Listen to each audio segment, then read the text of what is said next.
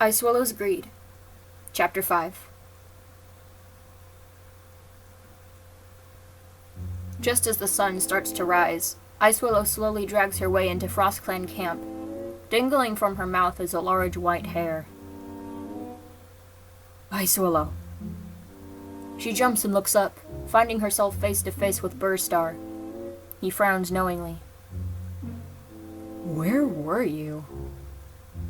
I just saw this hare run by, so I went to catch it, she lies. You didn't guard camp, Icewillow, and Petaltooth told me that you broke your silent vigil and attacked her. Icewillow looks away, feeling her insides boil. It's not my fault she's so rude to me. I don't even feel bad for doing what I did. Burstar sighs softly. Icewillow, is there something bothering you? I'm fine, she snaps. Petaltooth is just always rude to me. Is she?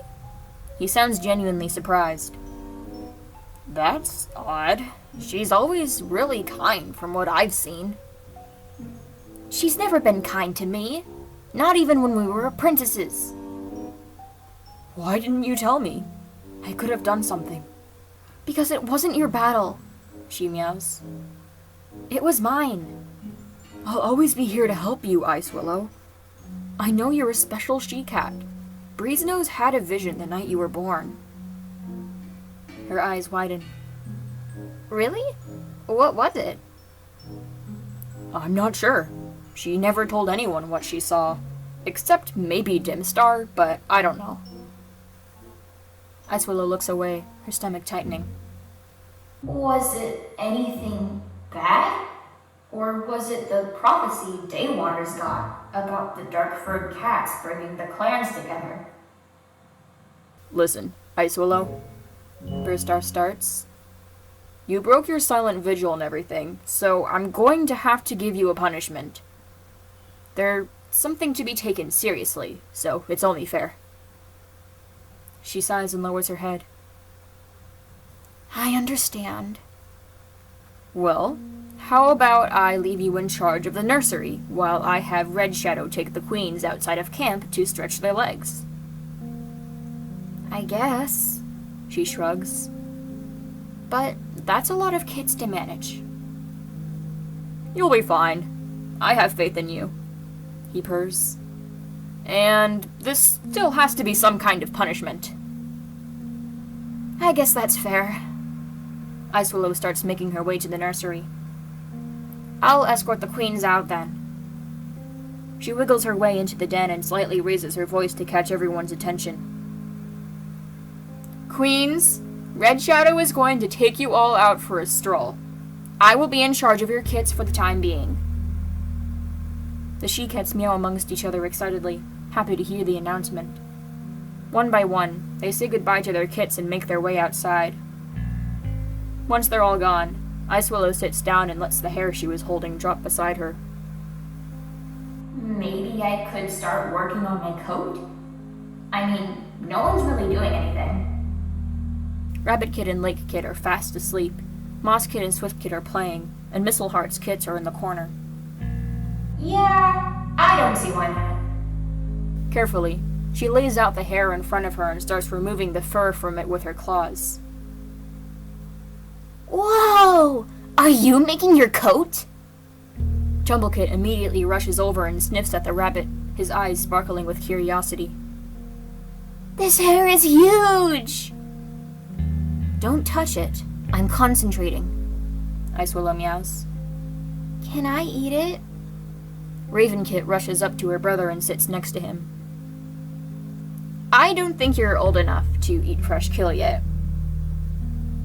Please! Chumblecit squeezes Ravenkit close. I want to eat some so bad! Maybe. We'll see. Icewillow sighs and keeps working, trying to ignore the two kits watching her every move. What are you guys doing? Tall Kit slowly makes his way over, keeping his voice down. watching Cousin Icewillow make her coat, Tumblecate chirps happily. Get Curly Kid over here! I think he stepped on a ladybug or something, so he's sad, he responds. Which is dumb, because we're going to be apprentices soon. We'll be hunting all the time. I'd be sad if I stepped on one too. And don't we still have a few moons? Ravenkit mused quietly. Like 4 more? Mom says it's still good to prepare. Tallkid sits down and starts grooming himself. Yeah, but I don't think she means that kind of serious stuff. Tumblecate giggles. You're so funny. How am I funny? Tallkit's fur prickles. I'm being serious. You need Curly Kid, don't you? Ravenkit nudges her brother's side. He calms you down when you're like this. I'm fine. He pushes her away a little. Curly Kid, Tallkit needs you. Tumblecit shouts to the other side of the nursery, waking up Rabbitkit and Latekit. What? Curlykit's fluffy gray body appears from behind Mistleheart's bed of moss. He looks half asleep. Tallkit is being grumpy again, Tumblecit sighs. Help make him feel better. Oh, coming. He clumsily makes his way over to his siblings, often slightly tripping over himself. What's the matter? He's being really serious about stuff we shouldn't be worrying about yet, Ravenkit meows. Icewillow watches them all, thinking to herself. Aren't they only 2 moons old? Why are they so mature for their age? Is it because of Harrenfire's departure? Why don't you kids go play moss ball or something? She pipes up. Enjoy being kids while you can, I guess. I want to play moss ball! Tumblecit immediately rushes off to get a piece of moss to play with. Can I play too? Pale Kid makes his way over and sits next to Ravenkit. Yeah, the more the merrier, Tumblecit responds. Or do you just want to play with your crush? She is not my crush, Pale Kid spits. We're just friends. Romance is gross. Tell that to your deepest, darkest desires. Mosskit appears from behind them, sneering playfully. Mosskit, stop! Pillkit tackles her, and the two start wrestling on the ground. Careful with each other, please, Icewillow sighs. Yeah, I'm definitely not having kids. Too much work. Not unless Buzzardpaw really wants them when we're older. She continues to watch the kits while finishing up the fur removal. Once she's done, she lifts the big flap of whiteness over her back and ties it around her neck. She ruffles it slightly and smiles a bit to herself. I did it. You look very nice, Icewillow. Curlykit looks up at her shyly. You look like you have snow on you. Yeah? She stands up and examines herself. The amount of white fur on her is giving her a huge boost of pride. Thanks, Curlykit. My friend and I caught it together. That's cool. He brings Tallkit closer to him and gently licks his cheek, trying to calm him down. I don't really want to hunt when I grow up, but I'm glad you have fun doing it. Why don't you want to hunt? I'd rather help others than kill innocent animals. They all probably have dads to come home to. He says this without looking at her. Icewillow feels a bit of pain in her stomach, being reminded of Curlykit's absent father. Well, maybe you could become a medicine cat someday? I want to. I don't have any white fur either, but it doesn't really bother me. I don't even want to hunt. Should I have become a medicine cat?